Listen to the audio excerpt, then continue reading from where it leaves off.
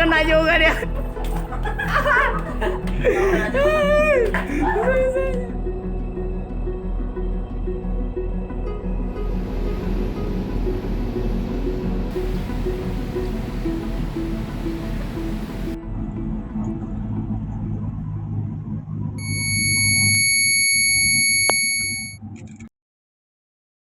Ceritain soal nama, usia, dan pekerjaan. Nama saya Margaret Octaviani, saya umur 18, mahasiswa, ya murid kuliah ya.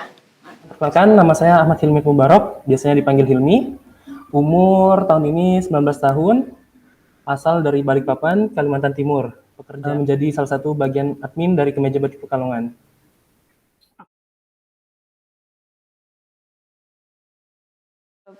Bapak gue meninggal pas tanggal 14 November 5 tahun lalu, jadi 2018. Jadi pada tahun 2020, itu pada bulan November kalau nggak salah itu, kalau nggak salah kakak duluan yang ngabarin, Ahmad, Abi sudah meninggal gitu katanya.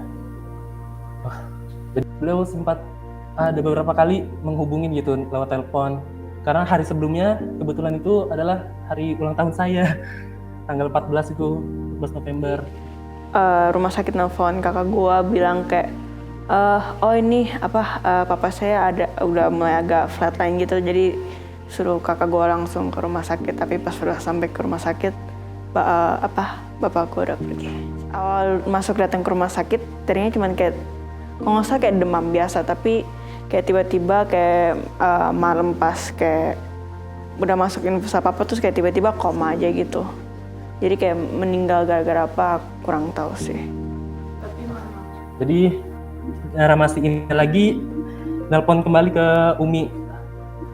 Umi nanyain Umi, ini jadi gimana, Abi betul meninggal? Ya jadi ya dari situ sih beliau positif COVID berdua sama Umi itu. Tapi untungnya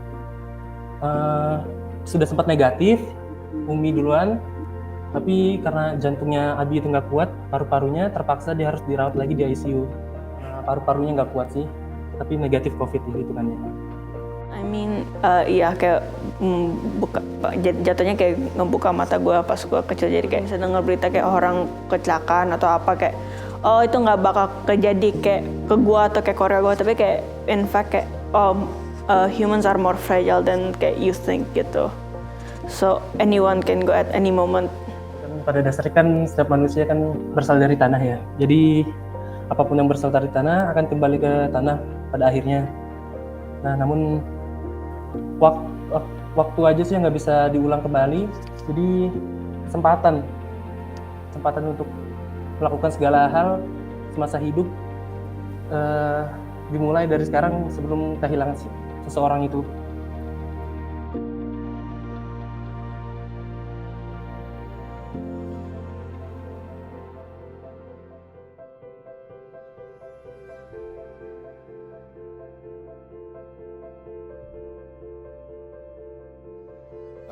Karena pada hakikatnya manusia itu adalah makhluk yang berpikir.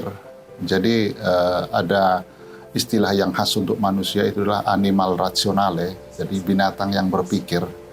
Nah, itulah yang menjadi satu kekhasan dari manusia itu, bahwa dia memiliki kemampuan untuk berpikir. Nah, René Descartes mengatakan cogito ergo sum.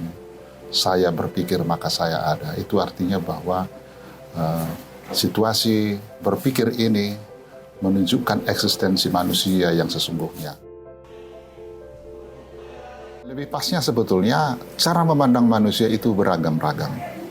Jadi ada begitu banyak dimensi yang bisa menggambarkan siapa manusia itu. Makanya ada filsuf yang mengatakan bahwa manusia itu multidimensi, ya, makhluk yang multidimensi. Jadi dia bisa dilihat bukan hanya dari 1, 2, 3, 4 dimensi, tapi ada dimensi lain bisa memahami manusia itu. Jadi eksistensi itu suatu istilah bahasa Indonesia yang sebetulnya diadopsi dari bahasa Latin, artinya ex di luar, sistere berada. Jadi existere artinya berada di luar. Artinya apa? Bahwa manusia itu bisa dipahami lebih mendalam dengan cara keluar dari dirinya. Nah, badan tubuh ini ya itulah yang bersifat material, ya, bisa kelihatan, dan yang kedua adalah jiwa yang immaterial. Kita berbicara soal manusia. Seperti kita ketahui, manusia itu dimulai dari, disebut manusia ya, dimulai sejak terjadinya pembuahan. Ya, di mana antara sel sperma dan sel telur bersatu akan menghasilkan zigot, terus berkembang jadi embrio, nah langsung berkembang jadi manusia kecil yang ada dalam perut. Nah, setelah menjadi manusia kecil, dia akan tumbuh menjadi besar sampai akhirnya melahirkan. Jadilah manusia yang kita lihat bisa nangis, bisa lapar. Nah, jadi terus tumbuh. Jadi kalau dari sudut pandang psikologi sebenarnya biasa komponennya ada 3. Yang pertama ada behavior atau tingkah laku, yang kedua ada kognitif atau apa yang dipikirkan, dan yang ketiga ada emosi atau perasaan. Biasanya 3 hal ini saling berkaitan satu sama lain dan yang akhirnya membedakan manusia dengan makhluk lainnya. Kalau jiwa itu memang banyak pandangan ya dari sudut pandang psikologi sebenarnya.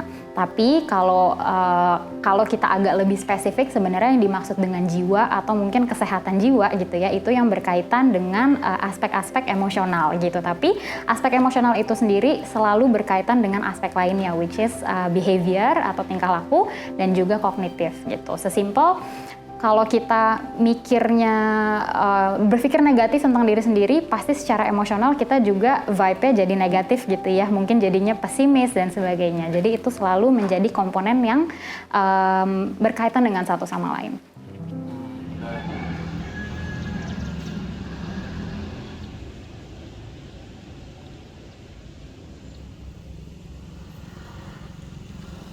Insya Allah mudah-mudahan beliau udah di surga lah, karena kan dalam kematian beliau sakit, semoga selama sakit itu beliau selalu beristighfar atau mengingat-ingat Allah lah selama sakit itu. Beliau mengajari segala hal, membantu segala hal. Menjadi seorang sosok, menjadi seorang tokoh, selalu berusaha tegar. Ya menurut saya udah in a better place bisa dibilangnya gitu. Udah nggak usah kayak mikirin sakit-sakit apa, udah nggak usah mikirin kayak worldly problems kayak yang sekarang lah. Terus kan gara-gara papa dulu kayak suka minum obat apa-apa, kayak udah nggak usah kepikiran kayak gitu lagi. Kalau berdasarkan kayak my observation, kayak papa saya kayak pengen kayak provide for his family lah, kayak make a family and provide for it.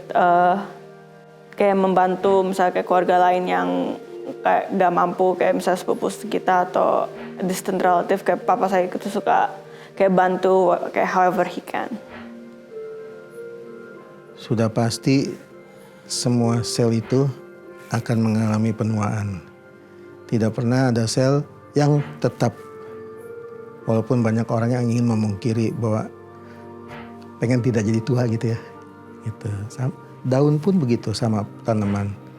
Tanaman termasuk yang hidup juga. Ya tumbuh, daunnya tumbuh. Tapi apakah bisa bunganya itu selalu begini? Dia akan menguncup lagi karena masanya sudah habis. Gitu. Punya dampak sekali itu ya. Jadi kepercayaan atau keyakinan seseorang itu jelas punya dampak bagi setiap orang dalam menentukan mengenal dirinya, ya kan? Bukan hanya mengenal dirinya, juga membuat hidupnya semakin bermakna. Itu banyak dipengaruhi oleh agama, keyakinan ini.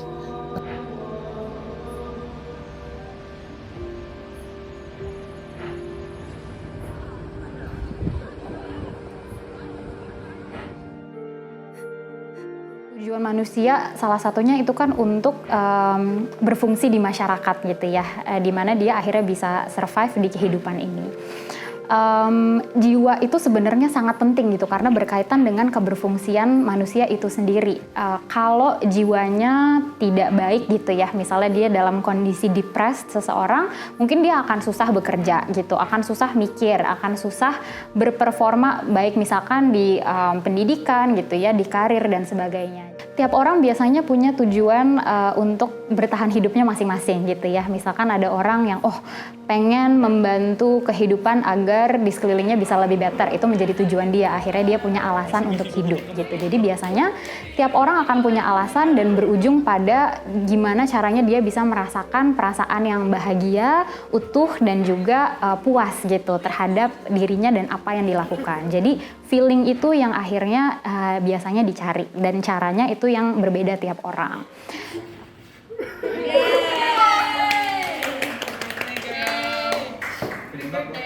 Kenapa kau malu-malu? Ngapain coba direkam? Kamu lo ganteng, Mi. It's all just kayak us, kayak kita kan kayak you only live once, jadi kayak make the most of kayak apa yang lu mau, kayak misalnya lu jadi dalam hidup ini just do it karena